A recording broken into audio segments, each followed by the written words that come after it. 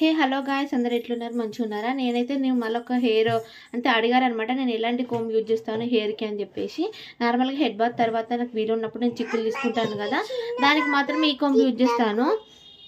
Okay, దానికి మాత్రం ఈ కోంబు యూజ్ చేస్తాను అనమాట. ఇట్లా మనకి గ్యాప్ ఎక్కువగా ఉండి స్ట్రాంగ్ గట్టిగా ఉంటుంది. మనకు చిక్కులు తీయడానికి కూడా, చిక్కులు తీసేటప్పుడు మనము జుట్టు ఇట్లా పట్టుకొని తీయాలన్నమాట.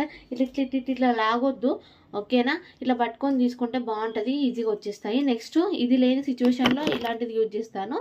ఇలాంటివి యూజ్ చేస్తే కూడా మనం చిక్కులు ఈజీగా వచ్చేస్తాయి. నేను రెగ్యులర్గా దూకోవడానికి మాత్రం వన్ సైడ్ హ్యాండిల్ వచ్చి సన్న పళ్ళతో ఉంటుంది కదా, దాంతో మాత్రం నేను దూకొని జడ వేసుకుంటాను అనమాట.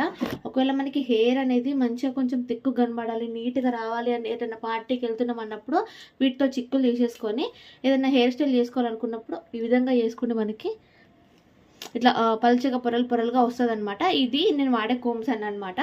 నచ్చినట్టయితే లైక్ చేయండి, షేర్ చేయండి.